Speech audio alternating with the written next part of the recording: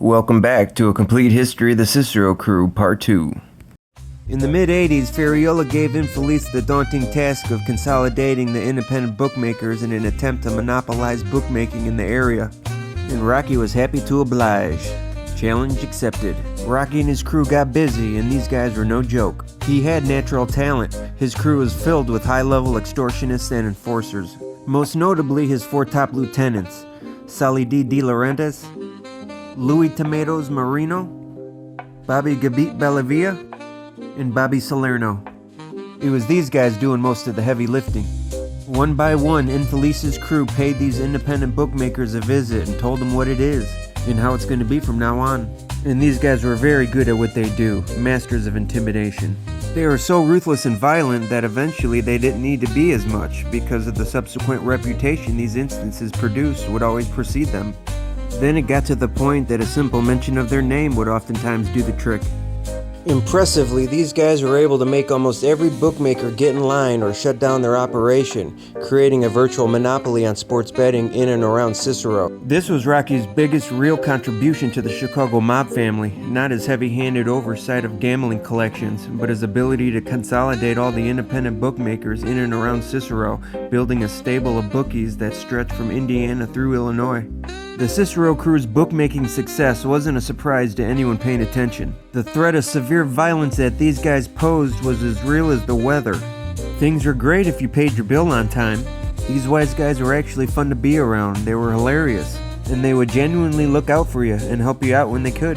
The way the mob sees it, they have no problems paying out to the customers who won. So in return, the customers should show them the same courtesy if they lose. And if they don't, there will be hell to pay.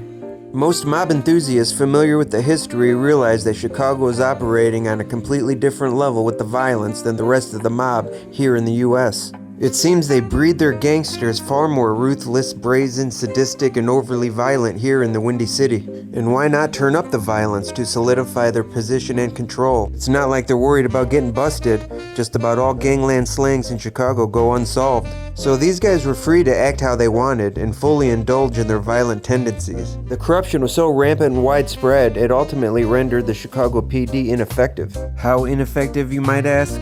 Between 1919 and 2005, the Chicago Crime Commission recorded approximately 1,110 gangland slangs in the Chicago area.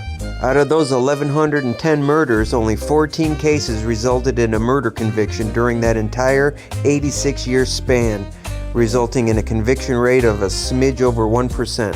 Plus, in Chicago, omerta spread to the residents of the city. Witnesses rarely ever came forward, and the few that did were usually killed before they could testify. Not only that, while scores of wise guys are flipping in New York and all over the country during the 80s and 90s, Chicago didn't have a made guy flip until the Family Secrets trial in 2007. So they were able to keep the rat problems the mafia was having out of Chicago for a very long time, which was an impressive feat to say the least. With stats like this, guys aren't worried about repercussions. Especially in Cicero, where most of the police force was on the outfit's payroll and politicians were handpicked for office by a guy named Rocky. That button took you far in Chicago. Everyone knows Infelise was a big, strong, imposing guy, but not too many are aware of his high level of intelligence. He was a strategist who was good with numbers and ran a tight ship. He also systematically bribed the different levels of law enforcement to ensure he and his boys are protected. Infelise paid $5,000 a month to an unnamed law enforcement guy Rocky referred to as Whiskers, who provided information on police investigations into gambling and other West Side mob activities. Infelise never divulged the name of Whiskers, but implied that he got the name from referring to the white beard of Uncle Sam. Infelise also paid $500 a week to a Forest Park parole officer to perform errands for him. In all, Infelise spent as much as $35,000 a month buying protection. Infelise also maintained a Christmas fund to dole out money to politicians and the wives and girlfriends of crew members who were locked up.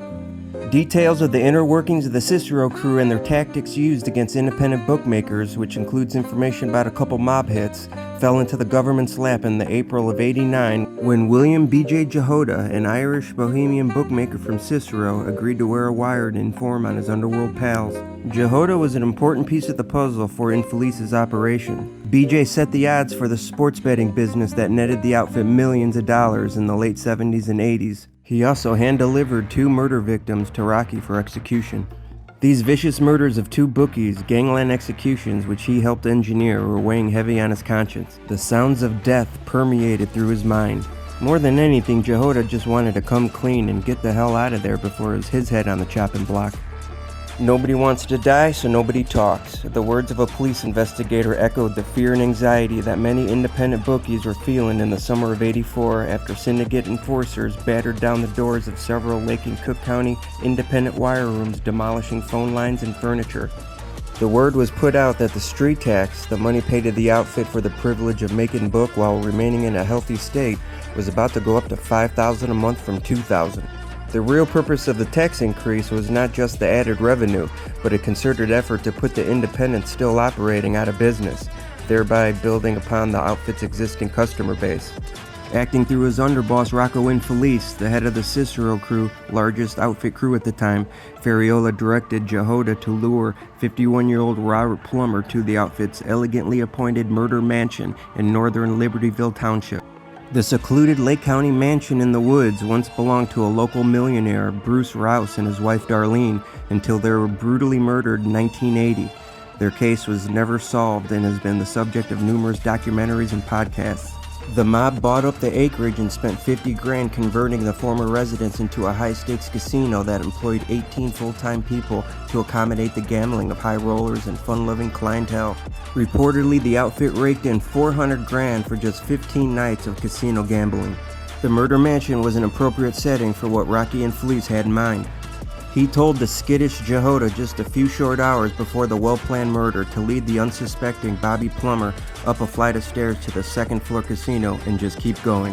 Plummer was a revenue collector for Ferriola and a gambler of long standing in the northern suburbs. He also operated the Front Runner Messenger Service, a horse betting parlor in Highwood belonging to Michael Posner, a protege of Ferriola and a kingpin in Lake County mob vice operations. Plummer seemed to have gotten too comfortable and thought it was a good idea to skim proceeds he was supposed to hand over to his superiors.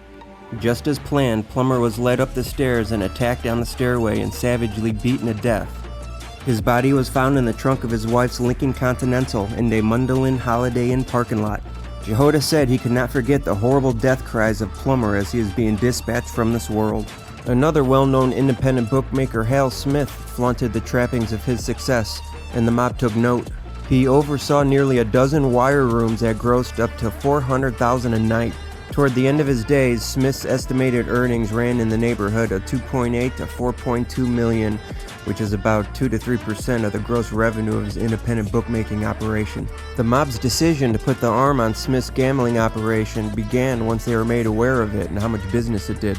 Hal Smith was positively ID'd by Jahoda, who pointed him out to outfit wise guy Bobby Bellavia at a north suburban golf course. He was then put under constant surveillance for a period of about 3 months or so. Rocky Infelise's second in command was Salvador DeLaurentis, an Inverness businessman and mob enforcer who owned a liquor store and a pizza joint in Lake County village of Island Lake. Solly D oversaw a massive gambling operation in Lake County involving rigged video poker machines installed in 22 area taverns. The electronic table games were a ripoff to the public, but the mob enjoyed a 50-50 split of the proceeds, which sometimes ran as high as $1,200 a week. Solly D knew early on what his calling was. He wanted to be a gangster, a Chicago wise guy for life, and that's exactly what he became. DeLaurentis began his criminal career as an associate in the outfit's north suburban operations. His early work was marked by an unrelenting drive to prove himself. Solly D was smart, methodical, sharp, and had the capacity to be ruthlessly violent when needed. It was these qualities that made him stand out to his superiors. He would fall under the tutelage of Ferriola and Infelise and the legendary Cicero crew. Their crew specialized in gambling, running illegal sports books and casinos that catered to the wealthy and middle class alike. Solly D quickly learned the trade, mastering the art of collecting debts and enforcing the outfit rules. It was during these formative years DeLaurentis developed a reputation for his unflinching enforcement style. Stories of his violent methods began to circulate, cultivating a fearsome reputation for himself. He allegedly coined the macabre term trunk music, referring to the sound a decomposing body made when it's locked in a car trunk. Little did he know that one day he'll use that term as a premonition. Infelise's other main muscle was Louis Tomatoes Marino. Both Marino and DeLaurentis came up in the Cicero faction of the outfit at about the same time and became best friends and their top enforcement duo. Marino was a driver for Infelise and especially known for his viciousness. Louis once hung a gambler over the balcony at the Chicago Board of Trade because the gambler failed to make his payments. Both Louis Tomatoes and Solly D were well known in the Cicero area, and their name rang bells all throughout the streets of Chicago. They were feared, ruthless enforcers for the Cicero crew back in the 70s and 80s and were allegedly involved in a number of gangland murders. At this point in time, Solly D is focused on getting the reluctant Hal Smith to fall in line. Meeting personally with Smith, Solly D warned that unless he agreed to pay $6,000 in street tax a month, there would be consequences. Smith balked. He said he could only pay $3,000, and then it was $3,500. The shouting grew louder.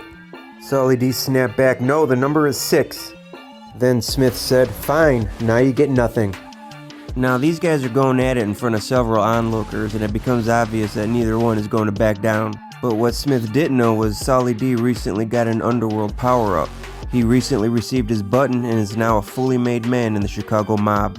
He didn't holler or directly threaten Smith like most newly made wise guys would. Instead, Solly D decided to say a slick and ambiguous phrase that seemingly foretold the future. As he slowly walked away, DeLaurentis, beaming with a newfound confidence, simply said, "Now you are trunk music, my friend." Can you believe this guy? He's making millions of dollars and he's gonna bicker over a couple grand. Was he that arrogant and naive to think that these were empty threats? This is the mob you're dealing with, buddy. With plenty of money to pay the toll, Smith decided to risk his life over his pride. Smith boldly continued to defy the intentions of the wise guys, and by now, Infelise's patience had about run out. Jahoda was told to arrange a meeting with Hal Smith at a tavern in Long Grove, not far from BJ's domicile at the time. The meeting took place on February 7, 1985, the day before Jahoda was prepared to leave the country on a vacation. The hit was scheduled to go down at Jahoda's house, where Infelise, Louis Tomatoes, Bobby Bellavia, and Bobby Salerno were lying in the shadows waiting to pounce. Infelise instructed Jahoda to bring Smith back to his house in Smith's Cadillac if at all possible. The murder of Hal Smith went down without a hitch. The mob set their trap and Hal Smith walked right into it. Jahoda was instructed to have Smith walk in through the back door by himself, which leads into the kitchen, and avoid coming in if he could, and that's about it. That's exactly what Jahoda did. He told Smith he was going to grab the mail and told him to go ahead inside. Once he walked inside the house, he was easily overpowered and dragged into the kitchen. There, he was restrained, brutally tortured, viciously beaten, strangled, and his throat was slashed before he became trunk music, just as Solly D prophesied. At one point, Jahoda's curiosity got the best of him and he went inside to take a peek at what was happening. When he looked into the kitchen, he saw all 4 men standing over a battered and dazed Smith, who was on the ground making wheezing and gurgling noises. Then when Infelise noticed Jahoda there, he yelled, "The next one to come through that door gets the same thing." Then a frightened Jahoda quickly made his way back out of the house and left. At the time of his death, Hal Smith was cooperating with the government into a probe into the mob rackets, and the mob didn't know that at the time, so it was like getting a twofer. Smith's body was eventually pulled out of his Cadillac, which was found in the Arlington Heights hotel parking lot. And Bill Jahoda was commended for his fine work in the deadly caper by Joseph Ferriola himself. Rocky Infelise would eventually go down for the murders in the Good Ship Lollipop trials, but not before his power and influence in Cicero became absolute. Joe Ferriola died in March of '89 at the age of 61 following complications from a second heart transplant, and just like that, Infelise had the Cicero crew all to himself. Ferriola's death gave Infelise more power and complete control over Cicero, and Iupa's incarceration gave him the independence he sought. No doubt Infelise leveled up in a big way. He was already a leading figure running a leading crew in one of the leading mob families in the country. Plus he's in control of the powerful mob-connected Teamsters Local 714. But what Felice really wants to be is on the same level as his predecessors, which he admires so much in hand-picked political office positions. Despite the increased level of difficulty to accomplish such a feat since the days of Capone, Guzik, and Humphreys, Infelice actually did it. He ultimately reached that elite-level corruptor status and was pulling the strings in Cicero City Hall. From that point on, Rocco had the entire suburb in the palm of his hand. Infelice completely controlled Cicero's government and its hefty $50 million budget. Not to mention, Rocky personally approved the appointments of candidates to elective office in Cicero. He did all this through a small-time bookie and crew member, Frank Betty Maltese. Baldy, as he was often called by his crime family cohorts, joined the Infelice crew in the summer of '86, working with Rocky as a bagman collecting money from an illegal gambling operation. With Rocky's permission, he eventually started his own bookmaking operation, acting as a 25% agent of the racket. Maltese was unique in the fact that he was rubbing elbows with very important people on both sides of the law. He managed to get friendly with some prominent politicians. Because of these relationships, he would begin living a double life of sorts, aspiring politician by day and a mob bookie by night, when in reality he was more or less just a half-a-wise guy bookie masquerading as an important politician. Nevertheless, in the right spot, he could be useful to the outfit. With the backing of the powerful Infelise, and with the help of Illinois Secretary of State George Ryan, Maltese was able to secure the position of town assessor, and Frank was made the chief administrative aide of the town president Harry Klosak, which quickly made him the chief confidant of Klosak. Maltese, of course, used this elected political position to take certain powers and place them in the hands of Infelise and assist crew members in their illegal activities. For example, Maltese was tipping off Infelise whenever the Cicero Police Department was planning to launch raids on his betting operations. County Sheriff's Police, unknowing of Maltese's criminal ties, would tip off the Cicero Police, who in turn tip off Cicero politicians about upcoming raids. He was also instrumental in the efforts to bribe Cook County Circuit Court judges assigned to criminal cases against Infelise's men. Once Rocky got his man elected, they were able to use his connections and influence to infiltrate other areas and branches of government. Through his underling, Infelise was able to spread his tentacles throughout the political and legal landscape of the town of Cicero. Maltese was able to use his political strength to give Infelise control of the town's Liquor Control Commission, so Rocky was able to choose who was able to get a liquor license and who wasn't. Rocky Infelise was able to infiltrate deep into the bowels of the Cicero government. If anybody wanted something done in Cicero, you didn't go to the mayor, you went to Rocky. He was the ultimate authority. The excessive corruption was eventually investigated by law enforcement, which led to Frank Maltese being indicted on corruption charges in the early 90s. Frank pled guilty to conspiracy in 93 but died of cancer before going to prison. Rocky was also snared in the sweeping indictment for a bunch of his past crimes and was sentenced to a hefty 68-year prison term. He died behind bars 12 years later. He was 83. The Cicero crew was then brought under the control of Mike Spano, whose older brother Paul was among those sentenced with Infelise. At this point in time, Spano, a cousin of Maltese, reported directly to two outfit bosses, Johnny Apes Monteleone and Jimmy Marcello. Immediately upon his indictment in 91, Maltese moved to appoint his wife, Betty Maltese, to take his place as town assessor. This would allow for Betty Maltese to protect their financial interests in the remaining scams and corruption already in place when Infelise, Maltese, and others go off to serve their time in prison. But before the appointment could be made, a greater opportunity presented itself when the town president, Harry Klosak, died. Baldy and Infelise felt that Betty had enough experience to run Klosak's administration and to protect the interests of the crew. Immediately, his wife was named interim town president, which was equivalent to the mayor.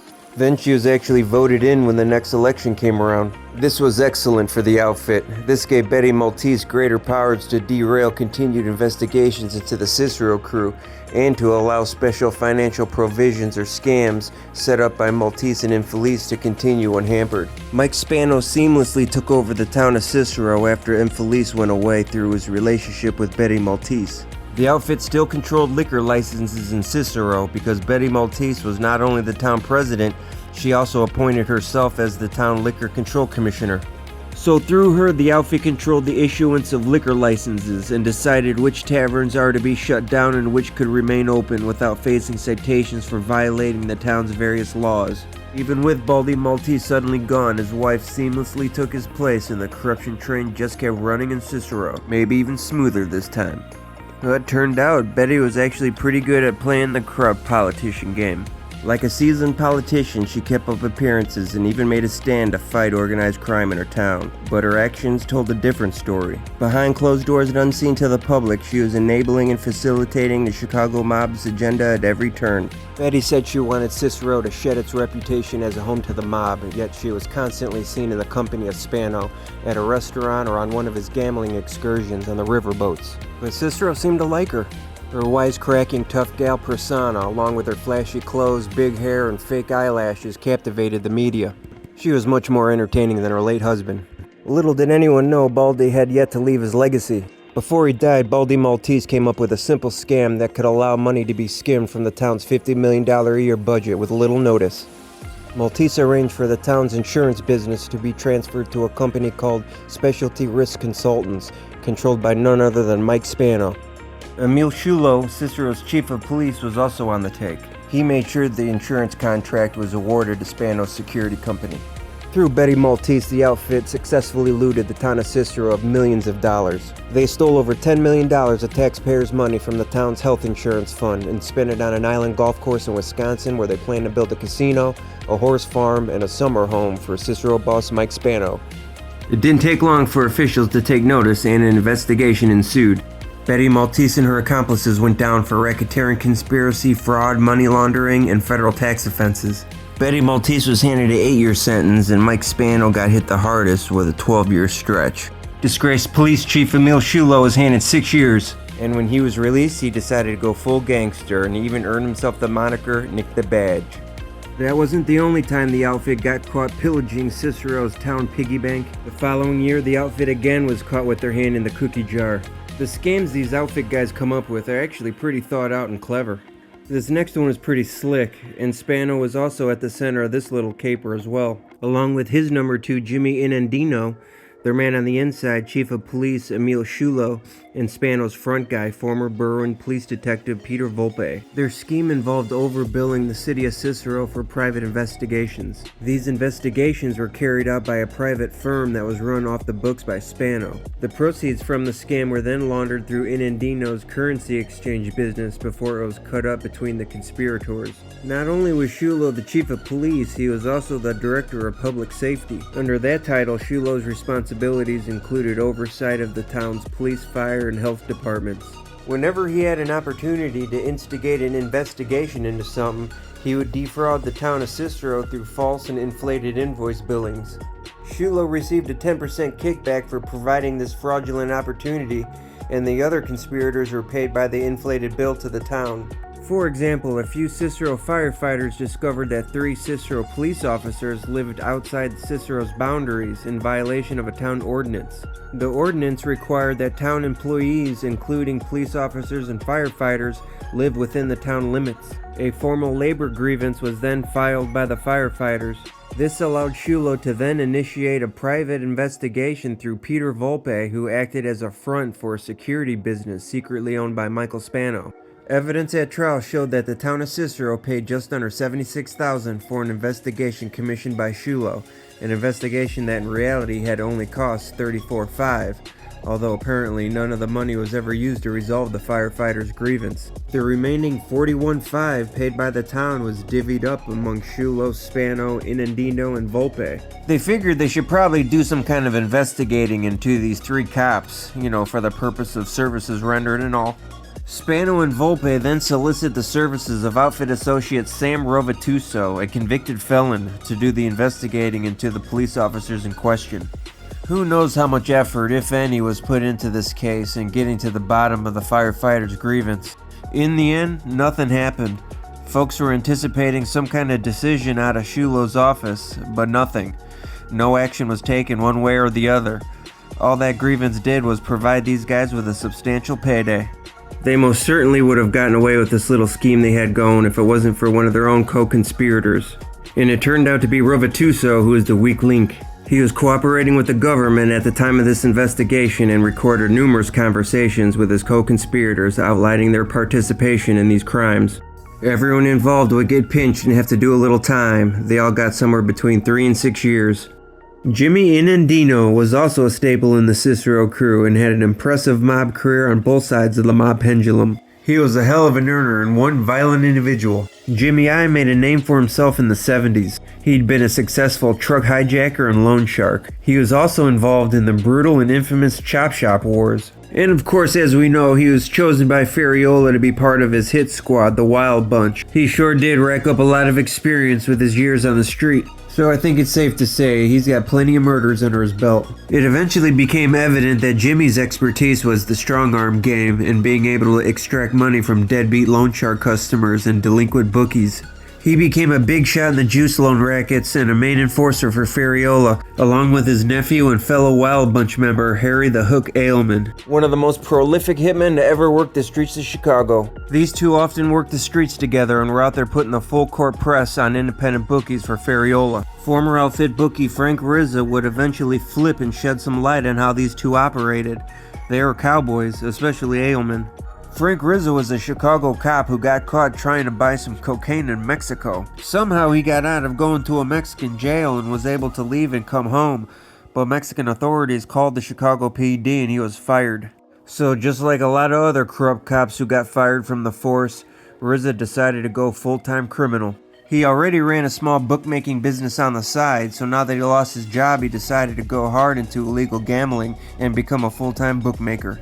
Somehow Rizza made his way onto Ferriola's radar, and in 1975 he sent his nephew Harry Ailman to get him in line and paying the toll just like all the others. Harry took his fellow Cicero and Wild Bunch crew member Jimmy Inendino along. Ailman arranged to meet him at a restaurant. When they got there, Jimmy and Harry sat across the table from him in a booth. Rizza would later say when he got there and sat down, they both just stared at him with these cold, black, lifeless, dead eyes. They looked him up and down, just staring at him, trying to intimidate him. Then they started checking him out, making sure he wasn't wired up. Harry told them, "We're organizing all the bookmakers, consolidating. You gotta pay to play in this city, and we need to know if you're gonna give us a problem. If you want to keep running your book here in a healthy state, you're going to start giving us a piece of your action." Rizza knew better than to argue and agreed to the proposed terms. Rizza soon tried to wiggle his way out of this arrangement. He had one other outfit connection. He knew Harry the Hook Ailman was a big name that carried weight in the Chicago underworld, but he was pretty sure that this other connection of his was even bigger. And ironically, the other outfit guy he knew had the same moniker as Harry. His intuition was right, he was quite a bit bigger. The other outfit guy Rizza knew was none other than Angelo the Hook LaPietra. So he goes to Angelo and Angelo says, "You know, these are bad guys, but maybe I can help you with this. Give me $5,000 and I'll see if I can make this problem go away for you." He pulled out the $5,000, put it in a brown paper bag, and took it to Angelo. Now, LaPietra is supposed to negotiate some kind of deal with Ailman for this guy. Well, the deal he negotiated was that Ailman's now his partner in his bookmaking operation. Probably not what Rizza was thinking. A little better than paying monthly extortion payments, but not by much. Definitely an arrangement he probably could have gotten on his own and not have to pay $5,000 for. I'm not sure what he was expecting Angelo to do. This is the mob he's dealing with, and they hit him with one of the oldest tricks in the book. Anyway, this is how Rizza ended up getting so deep with Ailman.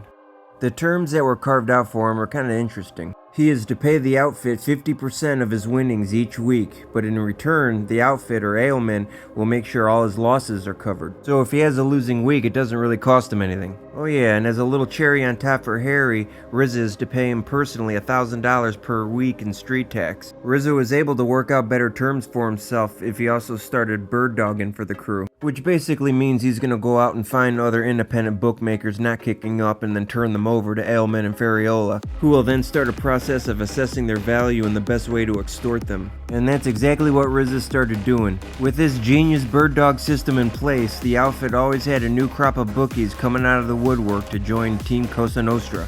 Rizza began letting Ailman and Ferriola know every time he came across an independent bookie with no significant connections. Then one day Rizza told him about Anthony Rettlinger, who was a big-time bookie probably running as much business as $100,000 a month total. And of course the outfit wants a piece of that action. Then Ailman says to Rizza, "Go to him and tell him the deal." Rizza reports back and says, "Well, Rettlinger said, I ain't never paying no street tax. I'm doing all the work, I'm taking all the risk, I ain't paying." Rizza testified that Ailman's response was, "Oh yeah? I'll kill that mother trucker." But you know, he said the real thing. A meeting was arranged between Rettlinger and Ailman. After waiting a while, it became clear that Rettlinger wasn't going to show up. Ailman reportedly got frustrated and said, "He's a dead man. Rettlinger, if he ain't coming in, he's a dead man. Just forget about it. He's a dead man." A couple weeks went by and then Rizzo claimed Ailman came up to him and said, "I'm gonna kill him on Halloween because I can wear a mask and it won't attract much attention on Halloween. I'll blend right in." Halloween rolls around a few weeks later and Rettlinger decides to grab something to eat at Mama Luna's on the northwest side. Witnesses in the restaurant said when he came in he was clearly acting nervous. He doubled back to look out the window to see if anybody was following him. Apparently, he looked like he was looking for somebody, and finally he just sat down in a booth by the window and started looking at a menu. Shortly after, a red Mercury Montego pulled up and parked on the curb right in front. Two men in ski masks, believed to be Ailman and Inendino, hopped out and slowly walked into the restaurant. Rettlinger apparently had his nose buried in the menu because he didn't see them as they quickly made their way to his booth. Once Rettlinger noticed them, he jumped up and was immediately shoved back down by one of the guys believed to be Jimmy I, while Harry pointed a .30 caliber carbine at him. Harry didn't waste time with small talk and fired 4 times into his chest, and then all hell broke loose. Customers were diving for cover as gunpowder filled the air and blood was squirting all over the place. All the murdering sure made for an interesting Halloween. And then the second guy, Jimmy, had a shotgun, and for good measure he held it right up to the side of his head and fired twice, popping his head like a grape. They wanted to make sure Rettlinger was dead, sure, but they also wanted to make an example out of him. They knew everybody would be talking about this hit, and they most certainly did. Witnesses said the 2 hitmen gave them all a menacing look and then slowly and deliberately turned around and walked out. They nonchalantly got back in their Montego and then slowly drove away. They didn't jump in and peel out and go flying down the road like somebody was hot on the trail. These are pros, cool heads. That was Harry Ailman and Jimmy Inendino.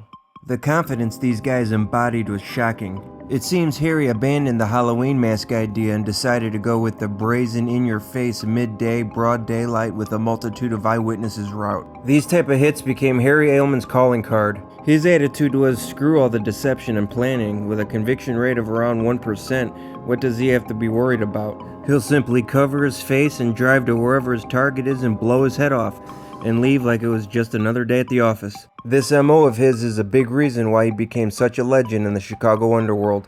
The next guy in line was another bruiser who was a feared enforcer for the Cicero crew and would eventually get elevated to a boss position, the large guy Mike Sarno. Sarno was a big violent mob money collector of extortion and juice loan payments, and the owner of a tavern in Cicero often frequented by Chicago wise guys. Even though he may look like a mindless gorilla, Sarno was quite the tactician. Many who knew him early on assumed his destiny was reserved for a lifetime of enforcement duties.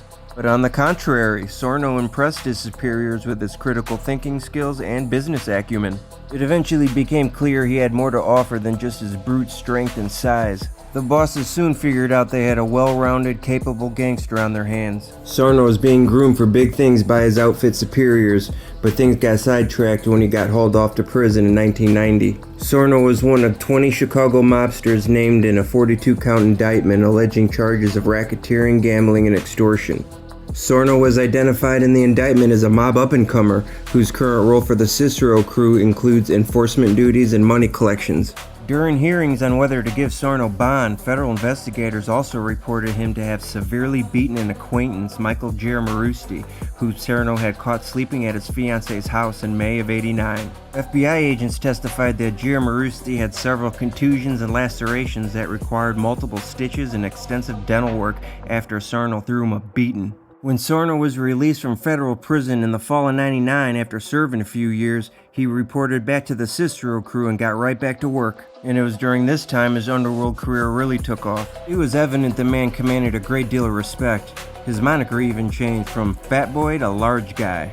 He shot up the food chain and was becoming the outfit's main guy in Cicero. Then in September of '04, the Chicago Sun-Times reported that Sarno became the leader of the Chicago mob Cicero street crew. Big Mike Sarno was a unique street boss in the fact that he didn't follow the traditional playbook. Once Sarno was in charge, he wanted to diversify the outfit's racket portfolio. A big move he made early on was to form an alliance with the Outlaw Motorcycle Club through his association and collaboration with high-ranking outlaw Mark Polchin. Polchin was also the owner-operator of Goldberg Jewelers on South Cicero Avenue. The store was used as a base of operations for the Outlaws and a meeting place for the collaborating Sarno crew. The store was also used for a multitude of illegal activities. For instance, the place was used to store, buy, sell, and fence stolen goods, temporarily house video gambling devices prior to their distribution of various other locations, and as an illegal after-hours gambling spot. A bold move by Sarno and a rare move by a mafia boss. It happens, but it's not too often we hear about the Italian mafia linking up with biker gangs. While Ferriola and Infelice preferred to stay in their lane and focus on mainly illegal gambling and extortion,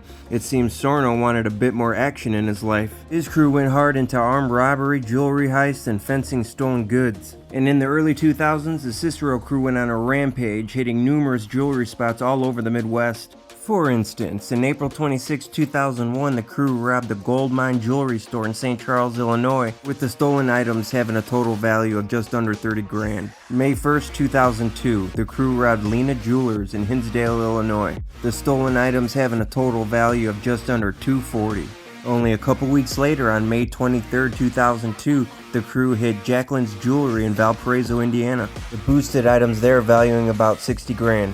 2 weeks later, on June 6, 2002, the crew traveled to Wisconsin and robbed Hussar's House of Fine Diamonds in West Bend, with a boosted value of approximately 48 grand. Then on July the 9th, 2003, they hit Offenbeck Jewelers in Fond du Lake, Wisconsin for approximately 78 grand. A couple weeks later, on the 24th of July, 2003, they robbed LD Jewelers in Hickory Hills, Illinois for a healthy bounty of about $237,000. The following month, on August 25, 2003, the crew hit Marry Me Jewelry Store in LaGrange Park, Illinois for a big score of approximately $645,000. The crew is clearly on a roll, successfully robbing countless jewelry stores all over the Midwest. Now, that isn't to say they weren't above residential burglaries. For example, in 2002, they successfully pulled off a residential burglary of a residence on Rockwell Street in Chicago, the stolen money totaling approximately $540,000. And again, in March of 2003, they pulled off an armed robbery of an individual who resided at Lombard Avenue in Berwyn, Illinois, for an undetermined amount of cash and goods, although authorities believe it to be around $200,000. In just the heists mentioned here, just what the authorities are aware of, the Cicero crew made off with about $2.1 million in just a 2-year period on these heists alone.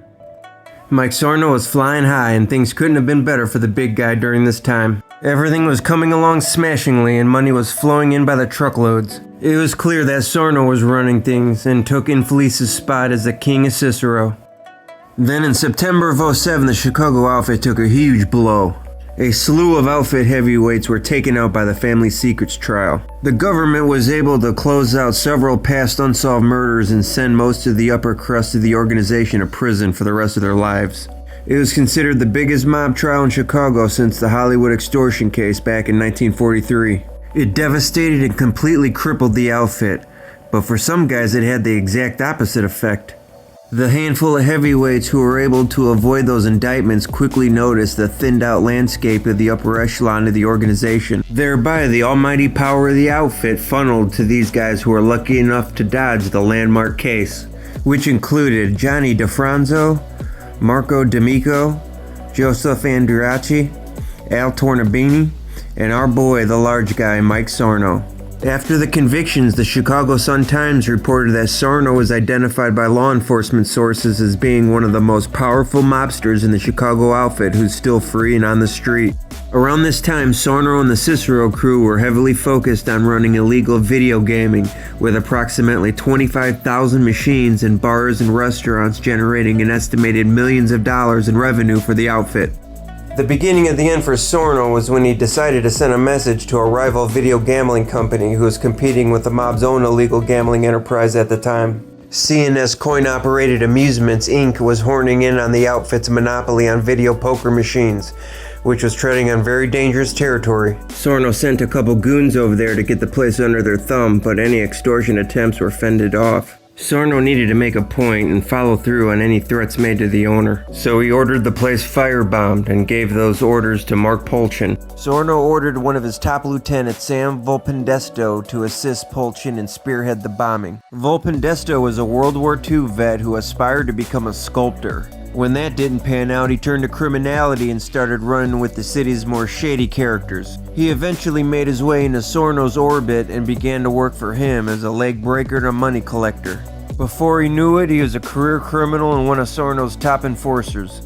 Polchin and Volpendesto teamed up and were eventually able to acquire a pipe bomb for the job and planned out logistics. Then, at about 2:30 a.m. on February 25, 2003, Polchin and a couple of his outlaw biker underlings pipe-bombed the Berwyn offices of C&S Coin-Operated Amusements. The explosion blew away the entire front portion of the storefront and caused broken windows and damage to the interior ceiling and wood frame above the doorway to the business, but no one was injured. The pipe bomb and the subsequent carnage was intended to eliminate competition and to protect and enhance the outfit's own business relationships. One of the main businesses protected by Sarno and his crew is M&M Amusements, a Cicero-based company who is the biggest distributor of gambling machines in the western suburbs at the time, and was owned by fellow outfit operative Michael Marcello, whose brother James Marcello went to prison for life following the 2007 Operation Family Secrets trial. Michael Marcello also went to prison after pleading guilty to racketeering and other offenses related to running an illegal gambling business, and for paying government star witness to the Family Secrets case Nick Calabrese to keep his mouth shut, which obviously didn't work. The pipe bomb explosion also sparked an investigation which led to a massive indictment, which ultimately took Sarno and Polchin off the streets for good. On May 28, 2009, Sarno was charged with leading an 8-year crime spree that featured at least 9 lucrative jewel heists and armed robberies, and that he oversaw, directed, and guided a criminal enterprise that included a massive illegal gambling ring, as well as forming an alliance with the Outlaws Motorcycle Club, which culminated with the bombing of a Berwyn video poker machine company in 2003. In addition, the indictment alleged that Mark Polchin was also a crew leader and supervised some of their illegal activities. He identified potential robbery and extortion targets for the crew and acted as a fence for a lot of his underworld associates. It was a clean sweep for the government. Everyone got convicted. Sarno was hit with a 25-year sentence. Since he's been locked up, he's had some major health issues. He applied for compassionate release but was denied. Polchin got hammered in this case. He would end up taking most of the weight of all those jewelry heists and was handed a massive 60-year sentence. At the time of his sentencing, prosecutors noted that Polchin was at the epicenter of an organized criminal society and that his actions were terrorizing. Luckily for Polchin, the Supreme Court reduced his sentence to 30 years, giving him hope that maybe one day he'll be free again. Eventually, the guy who was considered the young buck in the crew eventually became an OG. Our boy Jimmy Inendino would take control of the Cicero crew after the large guy was hauled off to prison. Jimmy went on to have a noble mob career. He was very well liked and highly respected in underworld circles. Jimmy was the benchmark in the juice loan rackets. He is what you would consider an expert. The bosses loved him. He was a giant earner and was known as a very effective collector. He was the master at using violence and intimidation to get people to pay up. Records indicate that Jimmy I was named captain of the Cicero crew around 2010 and had a pretty smooth tenure. Unlike his predecessors, Jimmy managed to avoid major indictments and long prison stretches and passed away from natural causes a free man. He was considered a Chicago outfit legend, that is until the government decided to destroy his legacy. The feds have a habit of announcing that guys were confidential informants right after they passed away, and in some cases providing no evidence to support their claims. And this is what they did as soon as Jimmy passed, but this time they seemed to have the goods to back it up with the declassified documents they provided. The FBI claims Inendino worked as an informant for the Chicago office for 2 distinct time periods, from March of '65 through May of '69, as well as from May of '74 through March of '75, using the CI number 6931-C. Apparently, Inendino was providing the FBI with information regarding commercial trucking thefts, which according to authorities was his area of expertise in the past. Well, with the luxury of hindsight, it seems to me that Jimmy may have finessed the FBI. I don't think he gave them anything substantial because he didn't hurt anyone. When some of these guys get jammed up, I think some of them try to play the FBI. They'll give them stuff they probably didn't know, something they might find interesting but wouldn't hurt anyone. They'll give them just enough to help themselves out in their case or situation, but not enough to hurt anyone or bring any charges. Some of these guys are master manipulators and can pull that off, and Jimmy may have been one of those guys. Not that I'm condoning that kind of behavior, that's still a no-no. Before he died, Jimmy reportedly passed the reins of the crew to one of his top underlings, Louis Renon. Now, some sources reported that Mike Sarno made a handful of young guys before he went off to prison. Apparently, a large portion of these guys were former 12th Street players, including Louis. The 12th Street Players are a Chicago area street gang that originated in Cicero during the 1970s. Initially a greaser gang composed of members of Italian descent, they expanded into Berwyn and other surrounding suburbs and evolved into a formidable multi-ethnic street gang. Without having the luxury of a 42 gang or a circus gang to pull from like their predecessors did back in the day, it appears the outfit is pulling new recruits from the 12th Street Players street gang. Prominent outfit guys like Louie, Albie the Falcon Vina, and Paul Carparelli were former 12th Street Players. Louis Renone was a top outfit bookie and loan shark. He has an impressive business acumen and owns the Roosevelt Gold Exchange, which was robbed once in 2012. He is said to be the current captain of the Cicero crew, or whatever's left of it. More notable Cicero crew members. Black Joe Amato was a powerful capo who was close with the bosses. He controlled most of the vice and gambling in Lake and McHenry counties. He came to power in the late 40s and was a protege of the ruthless Willie Potatoes Dodano. They called him Black Joe because of his perpetual tan he had from always golfing. When Amato retired, it was Solly D and Louis Marino who took over his territory. Another Cicero heavyweight worth mentioning is Salvador Sammy Cards Catadella. Sammy Cards was elevated through the ranks due to his close association to the large guy Mike Sarno. An informant close to both men once said, "Wherever you saw one, you saw the other." Apparently these guys were inseparable. They often ate lunch together on Taylor Street or hung out at the same bar on the far northwest side, and they lived just a few blocks from each other in West Suburban Westchester. These two guys were so close that the plus-sized mobster friends were known as Mutt and Jeff on the street, a reference to an odd couple featured in an old newspaper comic strip. Sarno is referred to as Mutt, and Jeff is Sammy Cards, who was convicted alongside Sarno in a mob juice loan case in the 90s, but now is a free man. Both men were tough street guys who came up in the Cicero crew and learned their trade from knockaround guys like Rocky Infelise. But as young men, they didn't fit the stereotype of the sharply dressed mobster. They liked to wear sweatpants and gym shoes, a habit that came under criticism from a few mob elders who considered them slobs. Nevertheless, they were both terrifying money collectors before they started calling the shots. During their prime on the street together, they were both at the top of the outfit pecking order, turning money over to only two men above them, Jimmy Marcello and Johnny DeFranzo. Since Sarno's incarceration, Sammy Cards has maintained his spot in the upper echelon of the outfit and was even holding the position of underboss of the entire organization for a time. Through the years, one thing has remained consistent about the Cicero crew. They have always been the benchmark for underworld gambling. The crew has operated some of the most lucrative gambling rackets in the country and have had some of the top gambling specialists in the world.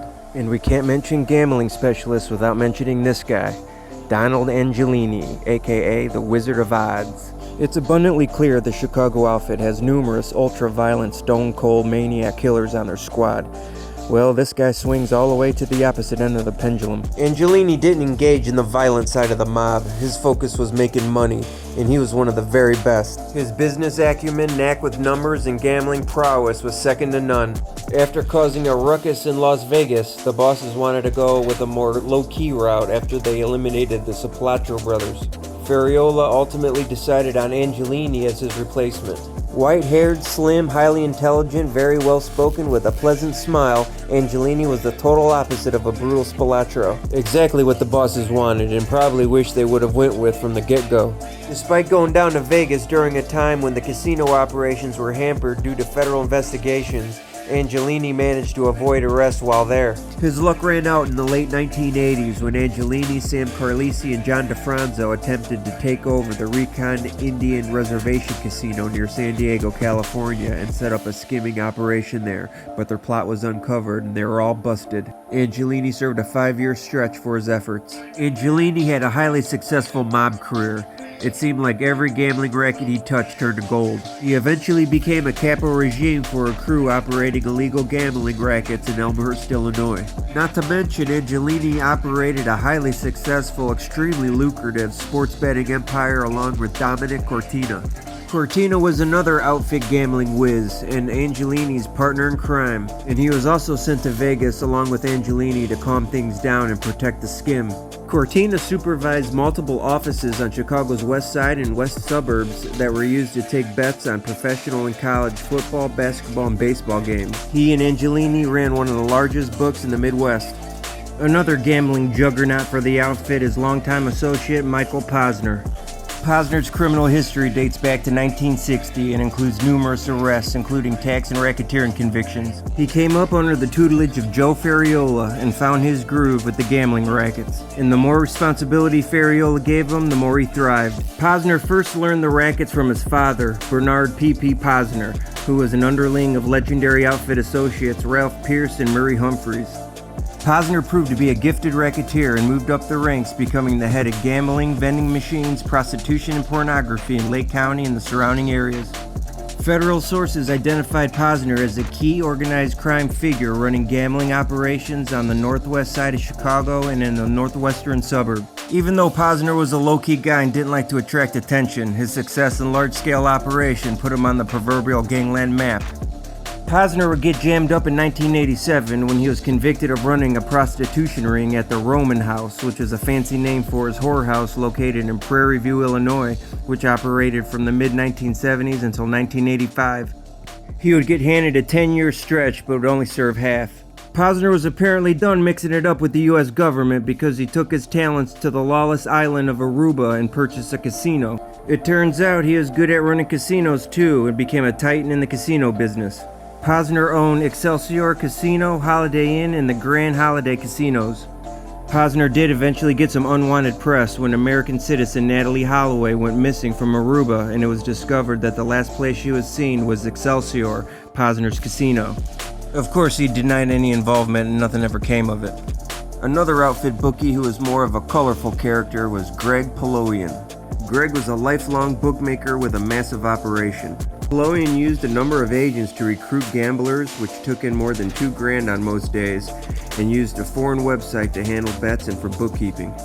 Chicago police once spotted him writing down suspected wagers at a basketball facility in Elmwood Park in 1995. Prosecutors said when the officers approached him, Poloian shoved a bunch of paper in his mouth, fell to the ground, and began rolling around until he was able to swallow the paper, getting rid of the evidence. The operation was taken down in 1998 when federal agents raided Poloian's family home and discovered a secret room concealed by a mechanized mechanical wall in the basement. In it, they found a few $100,000, gambling records, and soluble paper. In 2002, Poloian pled guilty to federal racketeering charges, alleging he's been running an illegal gambling ring under the protection of West Side outfit boss Rocky Infelise that raked in millions of dollars over the last 2 decades. Poloian admitted that if customers couldn't pay their debts, he would threaten to refer them for a juice loan to feared mob enforcer and loan shark Jimmy Inendino.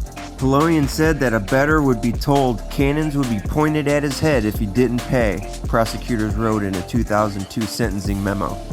Joe Grapes Pizzucci ran illegal gambling for the outfit in Chicago's northwest suburbs for decades. Apparently, Pizzucci got the nickname Joe Grapes because he was quite the homemade wine enthusiast. Pizzucci's career spanned decades, with his first gambling arrest coming in 1964. He also spent time in prison in the 70s and the 80s for more gambling charges.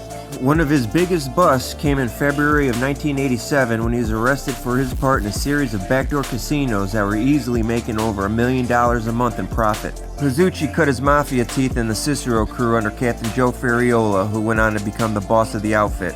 Rocky Infelise replaced Ferriola as the captain of the Cicero crew, but Pizzucci found it difficult for the two of them to get along. This forced Pizzucci to seek shelter from Northside crew leaders after Ferriola refused to help. But things went back to normal for Joe Grapes when Rocky was hauled off to prison.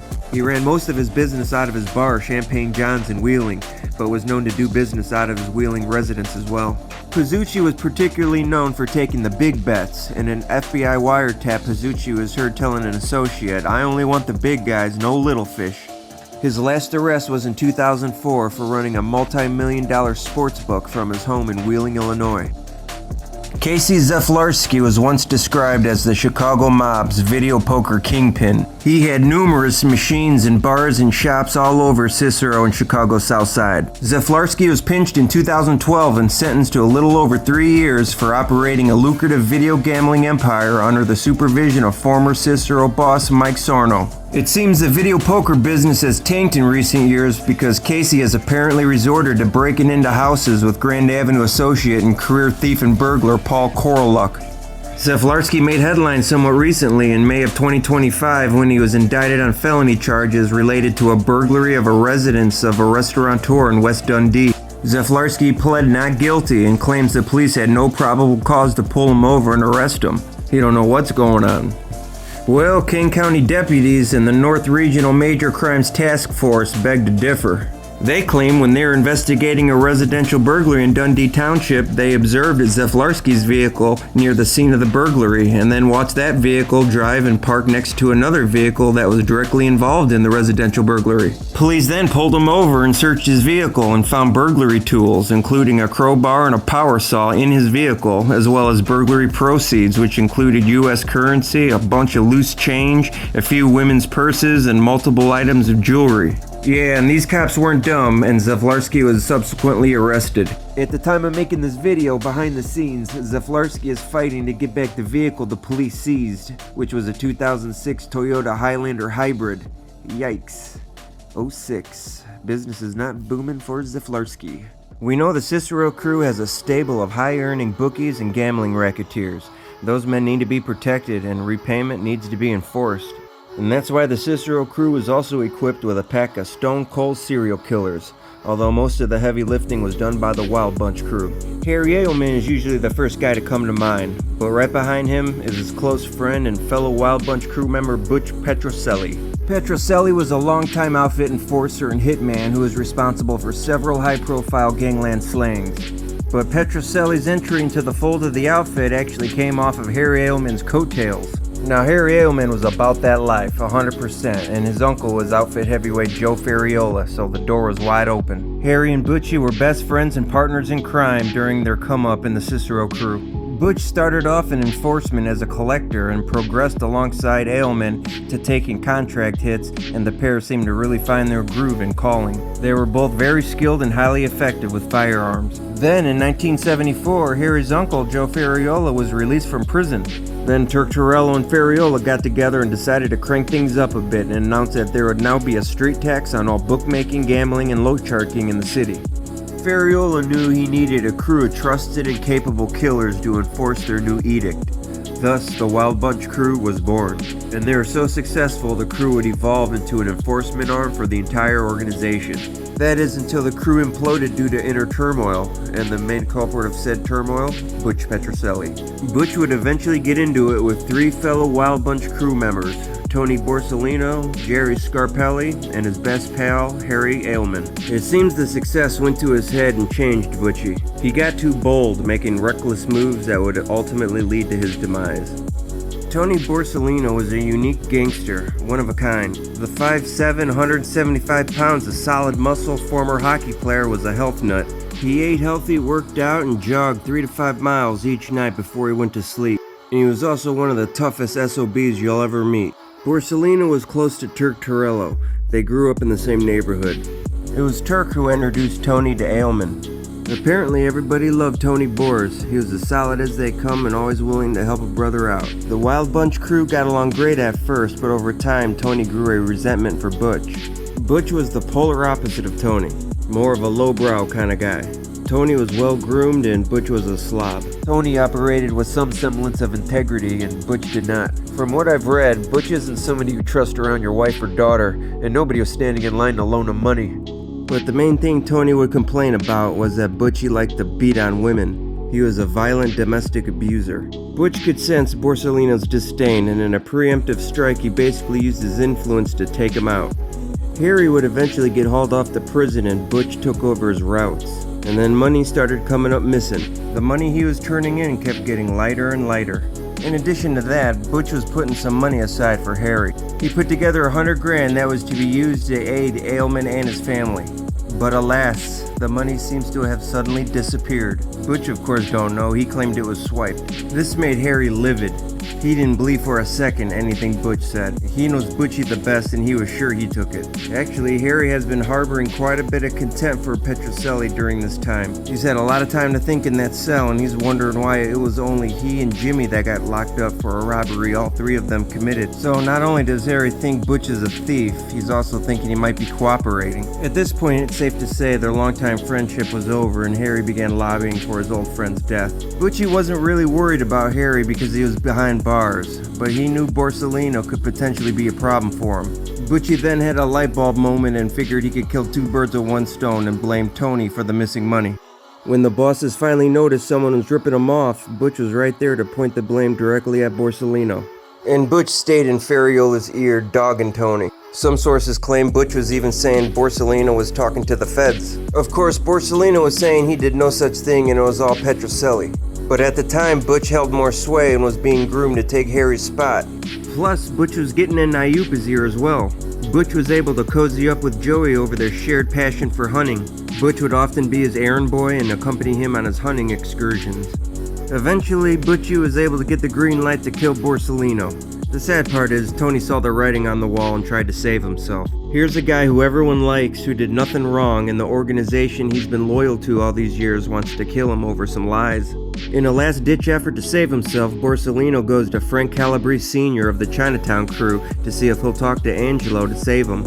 Frankie Breeze went to Angelo and asked him if Borsellino can get a pass and switch crews. LaPietra told him the only way he could save Borsellino was to switch places with him, basically saying Calabrese has to sacrifice himself in his place. Kind of a strange thing for a mob boss to say, but okay. Calabrese of course declined that offer and Borsellino's goose was cooked. He was whacked shortly thereafter. It seems Petrocelli was getting drunk with power and controlled by greed. And next he set his sights on Jerry Scarpelli. Scarpelli was a career armed robber and heist man who along the way discovered he was also pretty damn good at killing people as well. Scarpelli served 3 prison terms through the years. His first arrest was in 1960 for robbery. His criminal activity progressively became more serious and frequent. Then in the 70s his career blossomed. He was arrested in 1972 for armed robbery but given probation, which he violated in 1973 with another armed robbery. This time he was hammered with a 15-year prison sentence. He would later claim his confession was made under duress and somehow the U.S. Supreme Court ruled in his favor and he was released from prison in 1976. It appears he may have made some solid outfit connections while locked up because as soon as he was released, he was heavily involved in outfit affairs. Interestingly, like Borsellino, Scarpelli liked to stay in shape. He would routinely lift weights and it showed he was a strong dude. Eventually the bosses tried him out on some hits and they liked what they saw. Scarpelli knew how to handle firearms and was a surgeon with a shotgun. He was so good that he and Scalise were added to the hit squad to round out that Wild Bunch crew. Well, Scarpelli wasn't getting paid for whacking people and eventually he began to fall on hard times. And it seems he made a few attempts to go legit that didn't pan out. First he invested thousands into a jewelry boutique and when that failed he went to work at a shipping company owned by his brother. He ultimately wanted to own an auto salvage yard but as a felon he couldn't obtain a license. So Jerry decided to go back doing what he knows best, armed robbery. In the late 1970s, Scarpelli teamed up with Duke Pasile to rob a couple Brinks trucks. And them boys cleaned up. The first one was in October of '78 in Hammond, Indiana, when they hauled in $350,000. The second one they hit for slightly less, $346K in April of '79 in Tinley Park, Illinois. In addition, they robbed a Brinks courier in the lobby of a bank in Elmwood Park for $324K. These 3 jobs alone netted him over $1 million. And the whole time, Butch is over there licking his chops trying to figure out a way to get his hands on that money. His genius plan is to simply go up to him and hit him up for some extra street tax in the name of the outfit in Ferriola. Now Scarpelli ain't no dummy, he knows he needs to turn some of that money in and kick up. And he does without a second thought. Jerry is actually a rule-abiding wise guy. He consistently kicks up anytime he pulls in a score. That's why he was appalled when Butch approached him trying to shake him down for more money. Petrocelli told him he's got to pay an additional street tax. Ferriola demands it. He raised the required tribute, and don't look at him, he's just the messenger. So not only is Butchie hitting him up for additional money, he's doing it in the name of Ferriola, and he's not turning any of that money in. Scarpelli blew a fuse. He became so upset he went to Ferriola's house at 3 in the morning to ask why more money was being sought. Ferriola was just as surprised as he was. He said he knew nothing about more street tax being charged and promised to look into the matter. And to make things worse, Butch threw a huge Christmas party in a Gold Coast hotel for the whole outfit. Butch used this opportunity to flaunt his trappings and newfound wealth, and to let everyone know that this was Butch's mob now. Or so what a buzzed up Butch kept telling people. By now, Ferriola's had enough of Butchie. He's starting to realize he was played to give the okay to clip Borsellino, and it was Butch stealing money this whole time. And Butch swiped that money that was supposed to go to his nephew's family. Plus, Scarpelli is demanding justice from that stunt Butch tried to pull on him. Then he's got the audacity to talk reckless at his party, talking about it's his mob. It was a wrap for Petrocelli. Ferriola finally ordered him hit and gave the contract to the Chinatown crew, who seemed to have replaced the Wild Bunch crew as the outfit's enforcement arm. LaPetra then whistled him in for a sit-down. When Butchie got to Angelo's social club, he was told to take out the garbage. When Butch walked into the back, Frank Calabrese was there to throw a rope around his neck and began to garrote him while his brother Nick and Frank Santucci were stabbing him up. He was strangled, stabbed up, and to top it off, he received the infamous Calabrese necktie. That is, Frank slit his throat from ear to ear. Butch was bound up in a sleeping bag and left on the floor of the back seat of his red 97 Ford LTD parked at the 4300 block of West 25th Place. Nick Calabrese tried to torch the car but forgot to leave the windows open and the fire went out prematurely, but not before it did a hell of a number on Butch's face. That's some mob karma for you. Scarpelli was relieved action was taken against Butch. With that all behind him, Scarpelli spent the 80s hustling, committing small robberies, and just working for the Cicero crew. Throughout 1986 and 87, Jerry continued to work with Duke Baselli on a number of robberies. Little did Scarpelli know that throughout this time, Baselli was an FBI informant wearing a wire. After Scarpelli and Baselli committed an armed robbery in Michigan City, the FBI approached him and advised him of the situation, basically letting him know that they got his ass and his best option is to cooperate. Scarpelli initially refused to cooperate, but after a while eventually agreed. He spent several hours speaking to the FBI, describing the daily outfit grind, and even offered to wear a wire. But because he was a multi-murderer, the FBI wouldn't release him. On the record, Scarpelli complained about the bosses, the difficulty of making real money, and stated murder was just a business. He wasn't compensated for it. Then later, after Scarpelli realized what he's done, he recanted his earlier statements and complained that they were not a product of free will.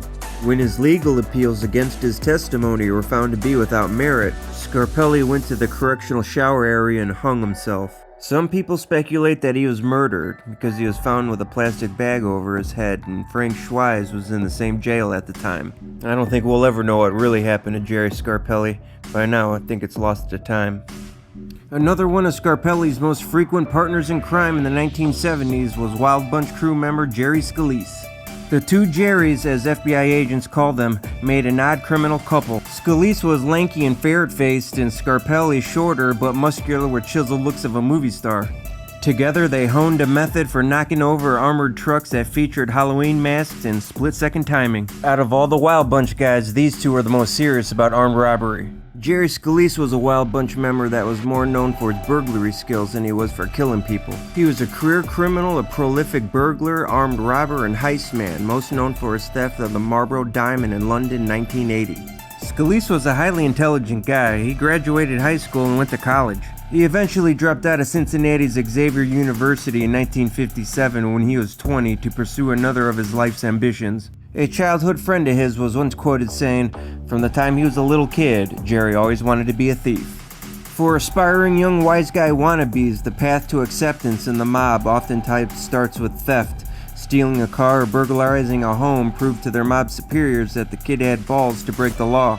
He began his criminal career boosting cars with a police record that goes back to 1961 when he was hit with larceny charges involving 4 stolen automobiles. This would kick off a lifetime full of arrest and prison stints for Scalise. Scalise was already an overachieving thief by the mid-60s, and it appears that he was already hooked up with Ailman by then because the pair were pinched together in 1963 and charged with assaulting a Chicago police captain's son. As a cycle of increasingly serious crimes and ever-lengthening incarcerations began, so did Scalise's rise in the mob hierarchy. Scalise took his first major pinch in 1970 when he earned himself an 8-year stretch in prison for auto theft. Once out, he was really integrated in outfit affairs. He worked out of both the Cicero crew and for a time he worked out of the Chicago Heights crew under Albert Tocco. It was around this time Toko made him a partner in a couple chop shops that sold parts to legitimate businesses.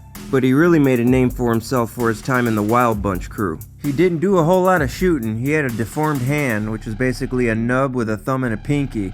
Plus they had plenty of shooters. Jerry was a wheelman, and he was a pretty damn good one. Another one of Jerry's heist buddies was Art Rachel, the guy who accompanied him on arguably the most infamous heist ever done by outfit guys. Rachel was one of Scalise's oldest Taylor Street buddies. Over 6 feet tall, Rachel had a gaunt, hollow-eyed look that made people think he's half crazy. But like Scalise, he had a very high IQ and was familiar with the prison system. He did some time for bank robbery in 58 and 72. The duo pulled off numerous heists, but their biggest claim to fame came in 1980 when they undertook a $3.6 million jewel heist in broad daylight at Graff's jewelry store in London's busy Knightsbridge area, stealing a 45-carat Marlboro diamond along with many other jewels. The heist was executed with the utmost cunning and efficiency and only lasted about 1 minute. Impressive. Them boys were in and out with the bounty.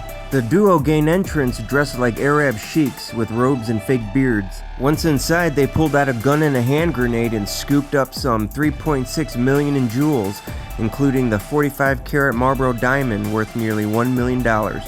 Immediately after, Scalise arranged for a London cabbie to drop a package containing the diamonds in a mailbox to be sent to a relative in New York. The diamond was eventually broke down and sold off.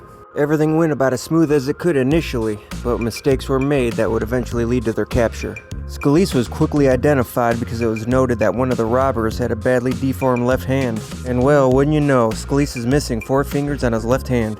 And Rachel made the rookie mistake of renting the getaway car in his own name. Unbelievable. The pair were arrested as they exited their flight home at Chicago's O'Hare Airport. Although the jewels were never recovered, the Brits had enough evidence to convict the Yanks. In July of '83, Scalise and Rachel were turned over to British authorities. They were ultimately sentenced to 16 years in an English prison. To the dismay of authorities, they were never able to recover the Marlboro diamond, although they did find out what happened to it. In May of '89, it was reported that a hitman for the outfit who was close to Scalise who flipped told the FBI that Scalise mailed the Marlboro diamond to his sister in New York City immediately after the 1980 heist. What solidified that theory was a cab driver in London, Paul Bright, told authorities that Scalise and Rachel asked the cabbie to mail a package they were sending to a New York address, and that package, authorities believed, contained the diamond. Scalise was released from prison around Christmas of '92 after serving more than 12 years behind bars and got right back to work. And Scalise was good at what he did, breaking into countless houses and businesses, pulling in score after score. He would take another pinch in January of '94 when he was arrested and charged with possession of burglary tools. And it appears Scalise tried to switch things up and get involved in the drug trade. In July '98, he was indicted with 4 others in a cocaine conspiracy after a government sting. Scalise was alleged to have tried to buy 20 kilos of cocaine from a federal informant in Los Angeles. He was handed a 9-year stretch for that. Then, in April of 2010, federal authorities indicted Scalise and 2 of his lifelong colleagues, Arthur Rachel and Robert Puglia, on racketeering charges as the trio was alleged to have made extensive plans for robberies and burglaries. Interestingly, one of the 3 heists the trio planned, but never carried out, was breaking into the fortress-like home owned by the late great outfit leader Angelo LaPietra in Chicago's Bridgeport neighborhood. Interestingly, they were actually inspired by the FBI's March 23rd raid of the home of imprisoned mobster Frank Calabrese Sr. Agents found $720,000 in cash and $500,000 worth of jewelry hidden in a wall behind a family portrait. Upon hearing this news, Scalise wondered if Angelo LaPietra might have a similar in-home hiding place. He told Rachel and Puglia that he considered LaPietra and Calabrese to be the same guys, equally distrustful and unlikely to use a bank.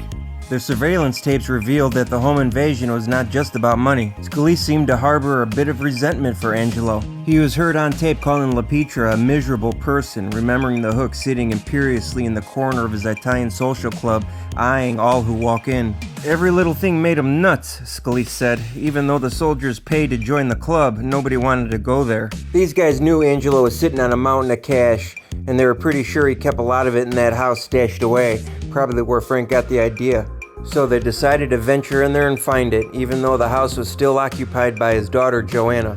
April 8, 2010, at about 8 p.m., the 3 thieves pull up to the house in a white Ford Ecoline van and park nearby. They were dressed in black head to toe, and they brought a 6-foot ladder, handcuffs, various tools, and mace for the daughter. While Rachel remained in the van to monitor a police scanner, Scalise and Puglia stepped out and began scaling the wall. As the house resident Joanna sat sipping her tea in the kitchen, she was startled by a loud noise. Now you're probably thinking, I thought these guys were pros. They shouldn't be making any loud noises. Well, they didn't. Outside her window, FBI agents in bulletproof vests and blue jackets swarmed to stun Scalise and Puglia from all directions and nab Rachel back at the van. After Scalise struck a plea deal over this, the FBI released evidence of many secretly recorded tapes of Scalise and his colleagues planning their crimes. Scalise allegedly had boasted on these recordings that he, Rachel, and Puglia were too old to be recognized, and that the police would be looking for some young guy, and there'd be no coppers that know us today. Oh, how very wrong he was. Not only do they know him, they're actively watching him and listening with the bug they have in his van. You're probably thinking, how would the cops even know to watch him? He just got out of prison a few years ago and he's 73 years old. Surely he's gonna retire. The man's been arrested 27 times, convicted 6 times for serious offenses, and incarcerated for more than 20 years. Surely those days are behind him, right? Well, about a year earlier in LaGrange, a few miles from where Scalise lived, there was a meticulously planned robbery. 2 men entered a Harris bank wearing Halloween masks and waving handguns. One ordered everyone to the floor while the other stood on a plastic container and hopped over the teller's counter and grabbed 2 bags containing $119,000, which had been prepared for the weekly armored car pickup. Moments later, they ducked into a stolen minivan waiting outside, which was found abandoned a few miles away. And wouldn't you know it, on the gear shaft there was a smear of body fluid with the DNA of a previous federal prisoner, Jerry Scalise. At that point, investigators began surveillance on Scalise, and that would lead to a warrant to bug Jerry's van. A lot of observers are scratching their heads. Why did Scalise in particular, who's already spent a chunk of his later years behind bars, squander his last shot at a peaceful retirement? Was he desperate for money? His lifelong friend laughs. If Jerry was desperate for anything, he says, he was desperate for action. That sentiment was shared by Hollywood director Michael Mann. Interestingly, Michael Mann came to Chicago to shoot Public Enemies, a movie about bank robber John Dillinger starring Johnny Depp. Mann met Scalise and really liked him. The two seemed to hit it off. Mann then brought him on board and gave him the title technical consultant. During a 2009 interview with movie critic Roger Ebert, Michael Mann made a similar comment about Jerry. He was quoted as saying, "Jerry says you feel like a king when you walk out of a place where you just scored. One hell of a rush, and when it's gone, you can't wait to do it again." See, Jerry didn't need money. Nah, he was addicted to the rush of the heist. A few more notable members. Paul Spano.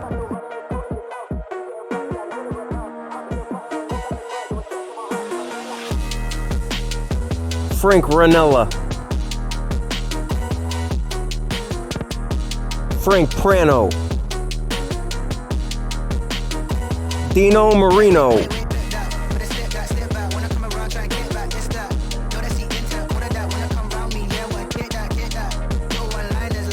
Anthony Alleman.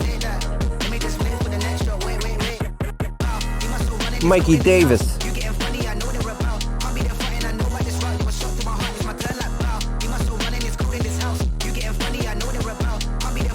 Nino Sisterino.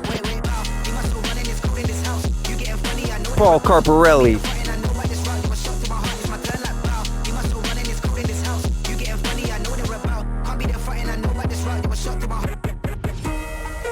Thanks for tuning in to the complete history of the legendary Cicero crew.